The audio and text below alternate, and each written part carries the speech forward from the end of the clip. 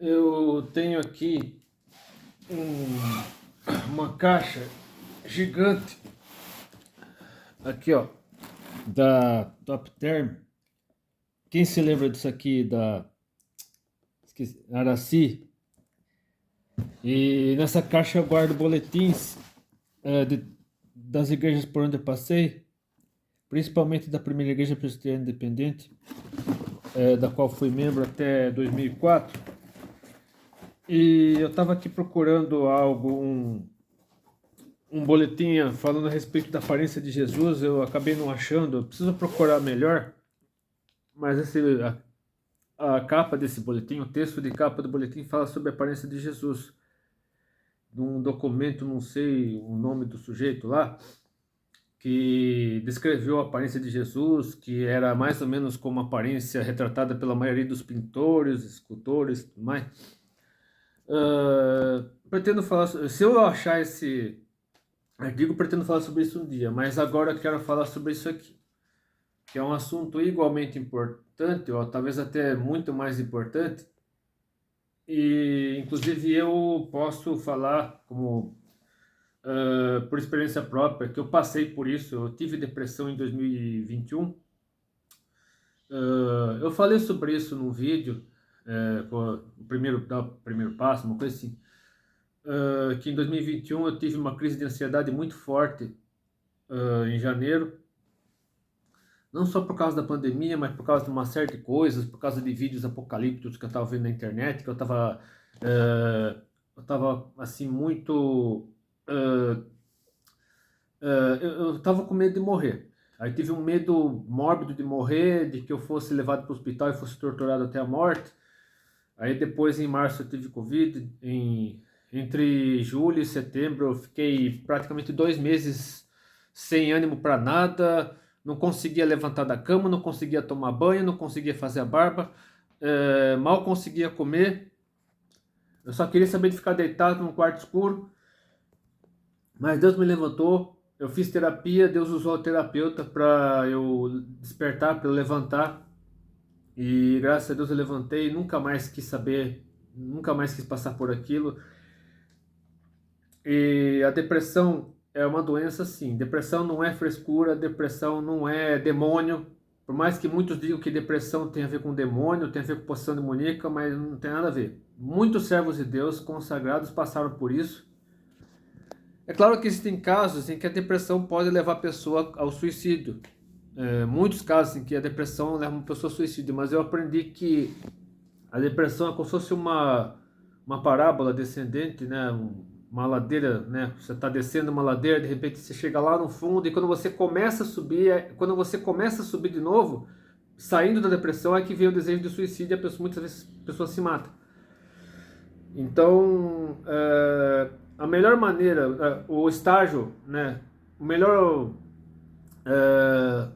assim, você tem que tratar a depressão logo quando você já está descendo, você já tem que tratar, porque quando você começar a subir, aí que vem a maioria dos desejos de suicídio, tentativa de suicídio, muitas pessoas realmente se matam. Então, a depressão tem que ser tratada assim como doença. A Organização Mundial de Saúde já reconheceu a depressão como doença. Então tem CID e tudo mais, né? Qualquer médico, psiquiatra, psicólogo já tem até o CID lá da depressão. Eu já passei por isso, já tirei licença do serviço por causa disso, então é com conhecimento de causa que eu digo. E eu quero provar eu quero ler esse texto aqui, de autoria do Dr. Valdecir R. da Silva, ou seja, só pelo título aqui já dá para perceber que não sei se é psicólogo, psiquiatra, só sei que é um profissional da área, que prova que o cristão sim, mas é falta de fé, é falta de Deus, não sei o que, não sei o que, não. Qualquer pessoa passa por isso, e eu provarei na palavra de Deus, provarei na Bíblia que qualquer cristão, qualquer servo de Deus pode passar por isso. Eu leria aqui o texto primeiro para depois ir para a Bíblia. Assim, o boletim é de 15 de outubro de 1989. Na época o pastor de lá era o reverendo Paulo de Góes, e que lá na Igreja Presbiteriana ainda chama pastor de reverendo, e diz assim: cristãos deprimidos, é o título do artigo. Sim, cristãos deprimidos. Muito embora à primeira vista possa parecer um tema paradoxal, não pretendo tratá-lo nesse sentido, nem tampouco dar ao assunto um significado pejorativo. Considero-o de extrema importância para o crescimento e maturidade do cristão moderno. A depressão em si, como manifestação psicoorgânica, é sem dúvida um dos males que mais frequentemente tenha comprometido as gerações deste século. Poder-se até, sem exageros, denominá-la como mal deste século, mal do século XXI, no caso, né? No final do século XX, aqui ainda estamos em 1989, século XX, então a depressão começava a se tornar um mal. No século XX, o mal do século foi o câncer. E continua sendo, só que o câncer, existem muitas formas de tratamento do câncer hoje em dia, então a depressão está sendo pior que o câncer. Então o mal do século XXI atualmente é a depressão. E muitas pessoas se escondem atrás das redes sociais, né? Muitas pessoas criam perfis falsos, criam identidades falsas, enfim, as redes sociais acabam servindo uma das várias fugas da depressão. É claro que existem outros vícios, compulsões, mas as redes sociais têm sido também uma forma da pessoa fugir da depressão. É por isso que a pessoa tem que saber usar as redes sociais da maneira correta, da maneira certa, não, sem criar perfis falsos, sem criar nada assim fora da realidade, porque a pessoa pode ficar presa naquela realidade e não conseguir sair mais. Agora, continuando aqui. No entanto, não é uma síndrome dos nossos dias, pois que vem acometendo o homem desde seus primórdios. Na Bíblia encontramos diversos relatos sobre homens e mulheres que foram cometidos pela depressão. Caim se sentiu irado e deprimido por ter sua oferta rejeitada por Deus, e descaiu-lhe o semblante, conforme Gênesis 4, 5b. Abrão e Sarai estiveram deprimidos por muitos anos pelo fato de não terem tido descendentes legítimos, até que o Senhor os visitou e mudou a sua sorte, conforme Gênesis 15, versículo 2. É necessário que consideremos aqui, para melhor compreensão do leitor, duas formas de depressão: a depressão orgânica do corpo e da mente, e a depressão do espírito. Esta última, muito mais difícil de ser diagnosticada, exige melhores e mais profundos conhecimentos da palavra de Deus, a qual trata do assunto com extrema precisão e verdade. Dentre os muitos sinais e sintomas da depressão, podemos destacar numa escala ascendente de gravidade a apatia, a ansiedade, o pânico, o desespero, a tristeza profunda, a perda de autoestima, o desejo de autoextermínio, ou seja, é uma progressão. Começa com a apatia, né, a desânimo, tudo, e vai crescendo até chegar no desejo de suicídio. No caso da depressão espiritual, os piores e mais terríveis de todos os sintomas são a angústia da alma e a tristeza do espírito. A angústia da alma de Davi pelo pecado não confessado foi a causa de seus grandes sofrimentos físicos, psíquicos e espirituais. Aí, Davi, no Salmo 32, versículo 3, disse assim: enquanto calei os meus pecados, envelheceram os meus ossos pelos meus constantes gemidos todo dia. E na proporção em que o mal se agravava, maiores eram seus flagelos, conforme o Salmo 38, versículos 6 a 8a. Sinto-me curvado e sobremodo abatido, ando de luto o dia todo, ardem-me os lombos, e não há parte sã na minha carne. Estou aflito e muito quebrantado. E, inclusive, daqui a pouco eu vou para a igreja participar da escola bíblica dominical, e a lição de hoje mostra uma das causas da depressão, que é a morte de um filho, que a pior dor que um ser humano pode suportar, né, uma das piores pelo menos, é a morte de um filho, porque a morte de um pai, de uma mãe, como aconteceu comigo recentemente, que eu perdi meu pai, você pode até suportar por um certo tempo, né, porque aqui diz que o luto, né, o autor dessa lição diz que o luto dura em média 6 meses, aí se depois de 6 meses a pessoa não se recuperar, tem que procurar ajuda psiquiátrica, psicológica, enfim. Mas a dor da perda de um filho, de uma filha, é tão terrível que é a causa de muitas depressões, muitos traumas. Então realmente é uma dor terrível, insuportável, que só a misericórdia de Deus, só o Espírito Santo pode curar. Mas eu quero ler aqui o texto de 1 Reis, capítulo 19. Eu lerei do versículo 8, deixa eu ver, é do versículo 8 ao 18, que é o que interessa mesmo. Porque o que aconteceu? aqui no contexto, resumindo, Elias, estou falando aqui de Elias, um profeta que tinha muito poder dado por Deus. Ele transferiu esse poder para Eliseu depois, tanto que Eliseu fez muito mais milagres e proferiu muito mais profecias que Elias depois. Mas Elias, ele tinha predito, logo no início do seu ministério profético, que não choveria. Aí Deus o proveu, Deus o sustentou durante 3 anos e meio aproximadamente. Aí no final desses 3 anos e meio ele foi até Acabe, reuniu todo mundo no Monte Carmelo. Aí tinha 450 profetas de Baal e 400 profetas de Azera, uma coisa assim. Que, ou seja, tinha 850 profetas, ou 400, enfim. Do lado de Baal e Azera. Aí do lado de Deus só tinha Elias, só tinha sobrado Elias, que todos os outros aparentemente tinham sido mortos por Jezabel. E aí os profetas de Baal fizeram lá a festa deles, se retalharam com facas. Aí depois tentaram atrair a atenção de Baal. Baal não respondeu, obviamente. Aí Elias reedificou o altar de Deus, cavou um rego, assim, uma vala em volta do altar, encheu de água, colocou água no sacrifício. Aí depois Elias orou, Deus respondeu, mandou fogo do céu, devorou tudo, lambeu a água, inclusive, destruiu, devorou o altar, lambeu a água. Aí o povo se curvou, só o Senhor é Deus, só o Senhor é Deus. Aí Elias, naquele ímpeto, mandou capturarem todos os profetas de Baal e Azera, e ele próprio, o próprio Elias degolou todo mundo, matou todo mundo. Aí Jezabel ameaçou Elias de matar Elias, e ele... Deixa eu ler a partir do versículo 1, vai. Melhor. De 1 a 18.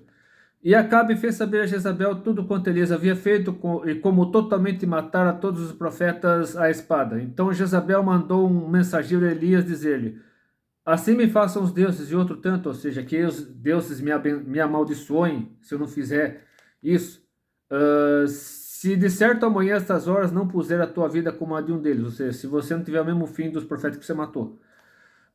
O que, vendo ele, se levantou e para escapar com vida se foi e viu a Berseba, que é de Judá, e deixou ali seu moço. E ele se foi ao deserto, caminho de um dia, e veio e se assentou debaixo de um zimbro e pediu em seu ânimo a morte, e disse: já basta, ó Senhor, toma agora a minha vida, pois não sou melhor do que meus pais. Deixa eu explicar aqui o que aconteceu. Isso é totalmente explicável pela psicologia, pela medicina. A ciência explica isso. Quando a pessoa tem uma vitória muito grande, tem uma descarga de adrenalina muito grande durante uma vitória, durante uma conquista, algo que a pessoa, assim, a pessoa tem aquela descarga de adrenalina, aquela descarga de emoção, enfim, uma emoção extrema. Aí, se ela sofre logo em seguida um revés, se ela logo em seguida essa imensa descarga de adrenalina, essa emoção, esse entusiasmo extremo, se a pessoa sofre um baque, pá, aí a pessoa despenca, porque a pessoa acabou de vir de algo maravilhoso, algo que ficou marcado por toda a história da vida dela, de repente, pá, vem em cima, assim como se fosse uma flechada, uma punhalada. E a pessoa baqueia mesmo, a pessoa desmonta, como aconteceu com Elias aqui, porque Elias era ser humano. O pessoal fala tanto de Elias, que não sei o que, Elias subiu no carro de fogo, Elias era o super-homem, mas Elias era um ser humano. O próprio Jesus, ele veio esse mundo em forma humana. É claro que Jesus nunca pecou,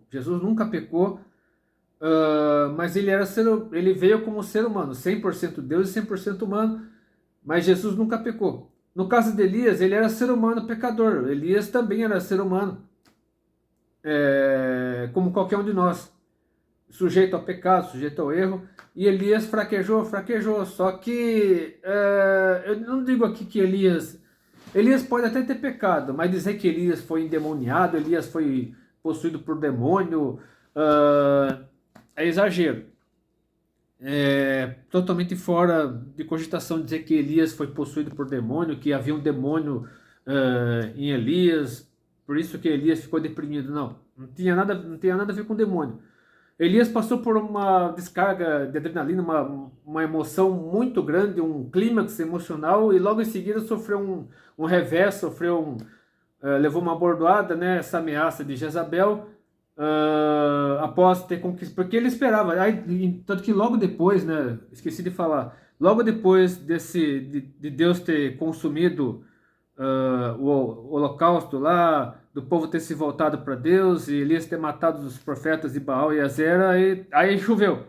Voltou a chover, teve aquele trecho lá em que o servo de Elias subiu e desceu 7 vezes, aí na sétima vez viu uma nuvem do tamanho da mão de um homem, aí depois a nuvem virou, a nuvem cresceu, cresceu, cresceu até chover, aí Acabe correu com o carro dele, Elias passou na frente correndo, e então depois de tudo isso, depois de ter chovido, ou seja, realmente Deus se manifestou. Acabe, porque se você olhar bem a história de Acabe ele era extremamente submisso a Jezabel. O, a serva do capeta lá, do diabo, era Jezabel. E Acabe ele era submisso a Jezabel. Acabe foi um rei ímpio, foi um dos piores reis de Israel, foi o pior rei de Israel, no caso, ele foi, mas por culpa da esposa dele, por culpa de Jezabel, porque quem mandava mesmo em Israel, em Samaria, no caso, era Jezabel, e não Acabe. Acabe era só para mandado da esposa. Mas enfim, então tudo isso aqui que aconteceu com Elias claramente pode ser explicado facilmente pela psicologia, pela ciência, enfim. Agora, continuando, aqui no versículo 6.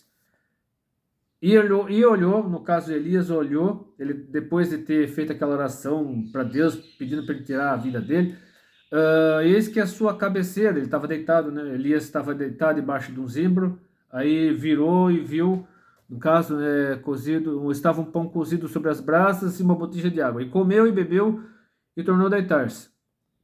Ele estava com fome, né? Claro, cansado do caminho. E no versículo 7, e o anjo do Senhor tornou segunda vez e o segunda vez e o tocou e disse, levanta-te e come, porque muito comprido te será o caminho. Levantou-se, pois, e comeu e bebeu, e com a força daquela comida caminhou 40 dias e 40 noites até Horebe, o monte de Deus. Ou seja, Elias, a comida que Deus tinha mandado por meio do anjo era tão assim milagrosa, tão revigorante, que Elias não sentiu sono, não sentiu fome, não parou de andar, andou sem parar, 40 dias e 40 noites, sem dormir, sem comer, sem beber, ou seja, só com aquela comida, não sentiu cansaço, não sentiu sono, foi de Deus mesmo, foi o Espírito Santo que tomou conta dele de tal forma que ele conseguiu andar sem parar, de dia e de noite, até chegar ao Monte Horebe, que é Sinai. Horebe e Sinai são o mesmo monte.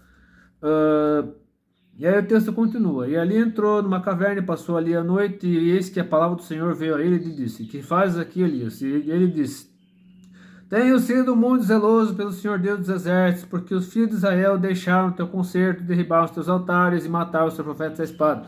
E eu fiquei só e busco a minha vida para me atirar. Repetindo aqui, Elias esperava que após Deus ter se manifestado lá, consumido o altar com fogo do céu, de ter voltado a chover, enfim, que finalmente Elias tinha aquela esperança de Acabe, a própria Jezabel ter se voltado para Deus, de todo mundo ter se convertido, mas aconteceu ao contrário. E então Elias se decepcionou muito, ele esperava algo diferente. Exatamente, na verdade, era o oposto do que Jonas esperava, no caso, né? Quando Jonas profetizou contra Nínive, Jonas esperava que a cidade fosse destruída, mas não foi. Todo mundo se converteu e Jonas se decepcionou, né? Ficou revoltado contra Deus. Aqui aconteceu exatamente o oposto.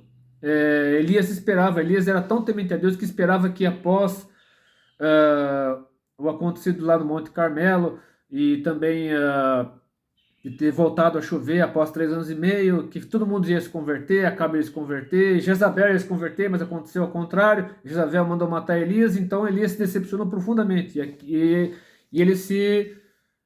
Era por isso que Elias estava deprimido, porque sofreu uma decepção muito grande, uma desilusão muito grande. Mas aqui continua no versículo 11, e ele, no caso, Deus, lhe disse, sai para fora e põe-te neste monte perante a face do Senhor. Ou seja, Elias não estava mais na caverna, ele estava em cima do monte, né? Muita gente, mas Elias estava na caverna e tal. Elias já estava na caverna sim, mas ele saiu da caverna e ficou em cima do monte. Aí aconteceu o seguinte: e eis que passava o Senhor, como também um grande e forte vento que fendia os montes e quebrava as penhas diante da face do Senhor. Porém, o Senhor não estava no vento. E depois do vento, o terremoto, também o Senhor não estava no terremoto. Ou seja, Elias estava em cima do monte vendo tudo isso: terremoto, vento.